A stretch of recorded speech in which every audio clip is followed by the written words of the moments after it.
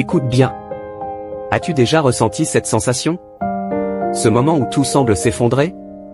Où chaque effort paraît inutile, où peu importe ce que tu fais, rien ne fonctionne?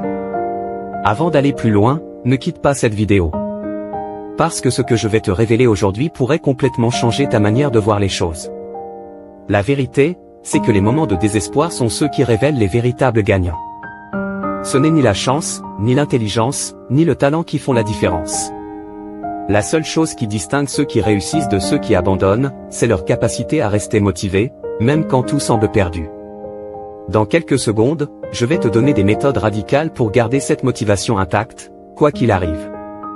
Reste bien jusqu'à la fin, car ce que tu vas entendre pourrait te donner la force de ne jamais lâcher. Tout est une question de perception. Imagine, une personne voit un mur infranchissable et se décourage.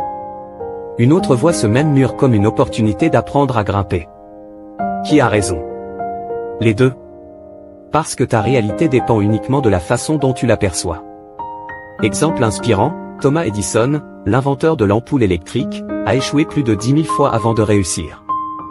Il n'a jamais dit « j'ai échoué », mais plutôt « j'ai trouvé 10 000 façons qui ne fonctionnent pas ». Il a choisi de voir son échec comme une leçon, une opportunité de s'améliorer. Lui-même disait ceci, « Notre plus grande faiblesse réside dans l'abandon. Le moyen le plus sûr de réussir est toujours d'essayer encore une fois. » Action immédiate, à partir d'aujourd'hui, chaque fois que tu fais face à un échec, ne dis plus « pourquoi moi ?» Dis plutôt « que puis-je apprendre de ça ?» Attention! Si tu es en train de douter, rappelle-toi d'une chose essentielle, les moments où tout semble perdu ne sont pas la fin, mais le début de quelque chose de plus grand. Et la clé pour avancer, c'est de comprendre le pouvoir des petites victoires. 2. L'importance des petites victoires. Quand tu es submergé par l'échec, ton cerveau te dit « c'est trop dur, je n'y arriverai jamais ». Mais la solution est simple, créer du progrès, peu importe la taille. Exemple, Will Smith explique que lorsqu'il était enfant, son père lui a demandé de construire un mur en briques. Au début, la tâche semblait impossible. Mais chaque jour, Will et son frère posaient une seule brique. Et avec le temps, le mur a pris forme. Tu ne construis pas un mur. Tu poses une brique aussi parfaitement que possible, puis une autre. Il ne s'est pas focalisé sur la finalité, mais sur les petits pas qu'il pouvait faire chaque jour. Rappelle-toi aujourd'hui et le lendemain dont tu t'inquiétais hier. Action immédiate, dès maintenant, donne-toi un mini-objectif chaque jour. Quelque chose de simple mais réalisable. Faire 5 minutes d'exercice. Lire 5 pages d'un livre inspirant, avancer sur un projet même un tout petit peu, écrire juste une idée pour améliorer ta situation, chaque petit progrès te rappellera que tu es en mouvement. Tu veux une méthode encore plus puissante pour garder la motivation quoi qu'il arrive. 3. Trouver une raison plus grande que soi. Quand tout s'effondre, pose-toi cette question, pourquoi ai-je commencé? Exemple inspirant, Jim Carrey, avant d'être une superstar, vivait dans une voiture avec sa famille. Un jour, il s'est écrit à lui-même un chèque de 10 millions de dollars, en se promettant de le toucher un jour. Pourquoi? Parce qu'il avait un pourquoi plus grand que lui. Il voulait sortir sa famille de la pauvreté. Et il l'a fait.